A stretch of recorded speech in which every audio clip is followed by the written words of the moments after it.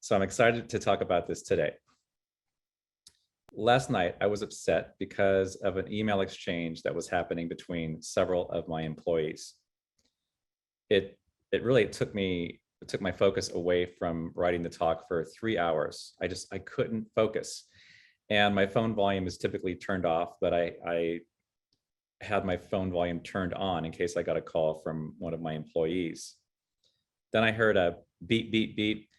And it turns out it was this, I just got another work message. It was this I Am app for my iPhone that sent me a message that said, I'm not sure if you can read that. I can't see it. It says, the more I let go, the better I feel. The more I let go, the better I feel. That's surrender. And I had already been working on this talk about surrender. And I just thought, yes, this is so aligned with what I'm working on right now. This is surrender, because I know that everything has turned out okay in the past, more than okay, and that I and the situation is going to turn out to be more than okay. As Don Barnett's emails say, in the end, all will be well. If all is not well, then it is not the end. That's how he signs off his emails. And I just love that. That's surrender too. Surrender, though, can be confusing because we spend so much time building up the skill of being good at things, managing things. And we don't ever really get trained on the skill of surrender. I was thinking about a particular mode of how much we like to control, and how control is this subconscious thing that we think we need to have. I used to carpool to Santa Cruz every week because I was a part of a big choir down there in Aptos. And I would carpool with someone, and if they were driving, I would end up feeling a little car sick. And so there was this period of time where I would ask them, at the summit, can we pull over? Do you mind if I drive? So I would get in the driver's seat, and then that kind of car sick feeling would go away. And I'm thinking, it's the same car, it's the same ride, it's the same bumps in the road. So what's changed? My perception that I'm in control. That's what allowed me to feel better. And that's not a very productive way to view life, to approach life. You have to learn how to let go of control when the situation calls for it. But our subconscious mind attaches to these old definitions of surrender that don't serve us. And I looked on Google to see what comes up when you search for surrender. And in the image search, the first image you see is of white flags waving like this. I surrender, I give up. And then I read further in terms of what the synonyms were for surrender. And it said, and the definitions, it said to capitulate, to give in, to give oneself up, to cave in, to quit, to crumble. And here are the juicy ones: to be beaten, to be overcome, to be overwhelmed, to accept defeat, to fall, and to abandon. Those are all pretty negative definitions of surrender that our society goes to first. We learn about those first. This classic definition of surrender is about weakness. It's about losing control. It's a bad thing. We're failing. But today, the more relevant definition of surrender and the most usable definition of surrender is that of spiritual surrender. I often think of surrender as not having to worry about the how, but just resting assured that, as Don's email said, that all will be well, and that I don't have to worry about the details so incessantly. It's so habitual in us to have a plan for everything. And there are certain things that we honestly are over planning. because it becomes obsessing, it becomes worrying. Eckhart Tolle looks at surrender through the lens of not knowing. He says, sometimes surrender means giving up, trying to understand, and becoming comfortable with not knowing. So as human beings, we want to know. We want to know when the best vaccine or booster is going to be available. We want to know if it gives us the right protection. We want to know if we can have one again on X date. We want to know when the pandemic is going to end. We want to know when the housing market, if the housing market is going to go down. We want to know when the stock market's going to go back up. And we don't know. So the best that we can do is to manage what's in front of us and then surrender the outcome, surrender what's going to happen and the timing of which it's going to happen in. Spiritual author Debbie Ford said that surrender allows us to return to our true nature and move effortlessly through the cosmic dance called life. That was what Margie was reading earlier. And I love that. Dancing through the cosmic dance called life. That's surrender. And she says this is aligning with the harmony, the order of the universe. So think about dancing, especially if you're a guy. Dancing is about letting go of control. Swimming, when you're trying to, I can't swim, by the way, but from what I know, from what I've studied, if you're trying to float and you fight the water, what's going to happen? You're going to sink. You're going to stiffen up, go straight to the bottom, right? So we see this spiritual theme evolving in the definition of surrender, going with the flow, or the way, as the Taoists would say. And I was thinking about a particular case in how surrender helped me this month. As you know, I'm taking Unity classes towards ministerial school. I had about 15 classes to complete before I get to two-year ministerial school. And I wasn't sure how I was going to get through my Unity class load as quickly as they wanted me to. I've done 10 classes, I've got 5 left. Wasn't sure because I had, let's say, 9 months to finish 5 remaining classes and work 2 jobs and other things. So I decided just to surrender and just say, listen, if I don't hit the deadline, I don't hit the deadline. I'm not going to kill myself doing this. And then I got a call from my mentor a couple of days ago, and she said, hey, there's a student in Oregon who didn't apply properly for the 3 classes that you need next. And she said, why don't he and you, David, and I, the mentor, just have a private study, read the 425-page book, but make it 1 class. Denise is laughing because I know she feels my pain. But make it 1 class. And I thought, wow, that's just divine intervention. And I feel that when I surrendered and let go of the energy, this wonderful possibility, what are the odds that someone in Oregon needed those 3 classes, took the 3 classes, didn't get credit, so they want to help usher him through quickly, and they want to put me in there with him. And so I got very lucky. And I look forward to learning about that. It's going to be Metaphysics 2, 3, and 4. So regarding surrender, though, it's not always easy to know when to surrender. Because first of all, as I said, it's not our instinct. It's not what we were taught. It's not the natural way of doing things. We as human beings have become civilized by controlling our environment. We are action-oriented also in our faith. We're manifesting, we're attracting this. Change is central to our principles. So how do we know when it's time to put down those thoughts and focus on surrender instead of manifesting consciousness? I think the solution is captured perfectly, ironically, in a prayer itself.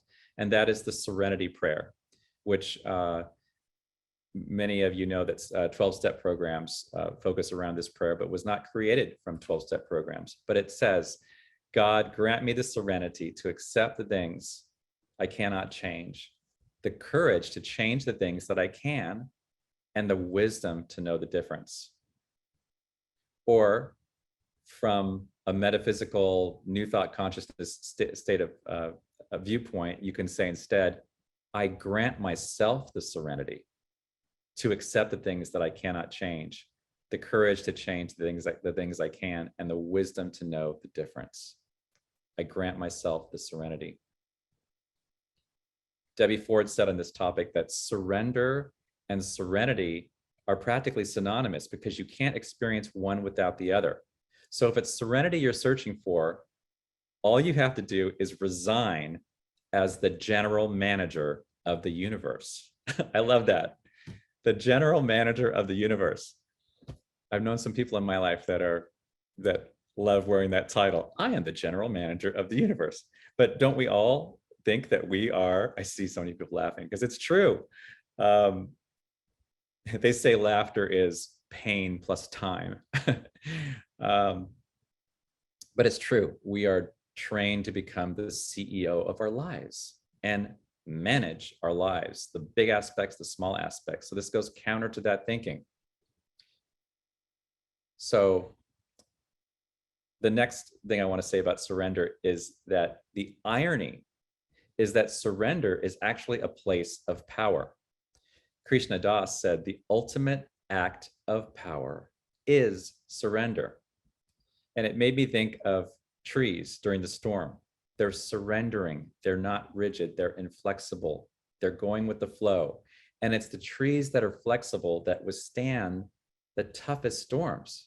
People wonder, how did this tree remain standing when maybe a structure, a cement structure didn't? It's because of the flexibility, going with the flow. Don't birds like to, ride with the current of the wind? They can go faster, they can go farther that way. They leverage it, they ride on it. So fish do the same thing. They go farther and faster in the water. But surrender becomes more powerful, much more powerful, when you surrender to something, when you trust that you can fall into the arms of some power. And some of us might call that our higher power. Some of us call it the God of our understanding, angels, universal source, the universe. And once again, to 12-step programs. 12-step programs they have principles just like us, and it's the 12 steps. And in the beginning of those is recognizing that there is this higher power that could restore us to sanity. I'm trying to think of the words. There's a higher power that exists that can restore us back to sanity, because essentially we cannot manage it all by ourselves. That's the insanity, is thinking we can do it all alone. So I think we can learn a lot from the 12-step programs and the Serenity Prayer. When in doubt, that's a great gateway into surrender. The other helpful tool is just thinking about falling or jumping, and the net will appear. What is that net? That net is trusting the universe, trusting the angels. I'm thinking of this movie called City of Angels with Nicolas Cage. Remember how the only way he could return to Earth was if he jumped off of the top of a skyscraper and just let go. So he did that. Yes, I love that movie too. Meg Ryan and Nicolas Cage, great movie. He's an angel, and he realizes he just has to surrender, and falling, it was that symbolic act of surrender. And he was caught by a cage and he landed safely. So let your higher power take the reins. Hand it up to the angels if you have to. That also reminded me of Rachel Cooley, Mark Mesidorian's sister. She teaches us to take our troubles and imagine them in our hand. Just imagine just taking everything out of our heart, taking everything out of our head, and just putting it in our hand. These are our troubles, and just saying, angels, take this and synthesize it. Hand it back to me in the morning. Hand me back just the things I need to know, just the pieces I need to know, one step at a time. I give it up to you. So that the angels are also a metaphor for higher power, for God, for source energy. So that's a wonderful way to symbolically give it up to higher power, which is really inside of us. One more twist on surrender that I learned from Reverend David Bruner is prefer what's occurring. Prefer what's occurring. Now that can anger some people depending upon what the situation is, and it's not for every situation, but it applies in a lot of areas. If you think about what's happening is the greatest gift to you, is ultimately for your self-growth, then if something is happening to you, just let go of resistance for a moment and surrender and say, I'm going to be fully present to this process and let it resolve itself, let it work itself out, because life is a school and I'm here to learn from all the challenges that come my way, and I will come out higher, better, with a higher capacity for joy, and all will be well in the end. Eckhart Tolle calls it surrendering to what is, and I'm sure he would call it the power of now. So taking this as an opportunity to surrender what no longer serves you. One thing that came to me last night was regarding this work problem.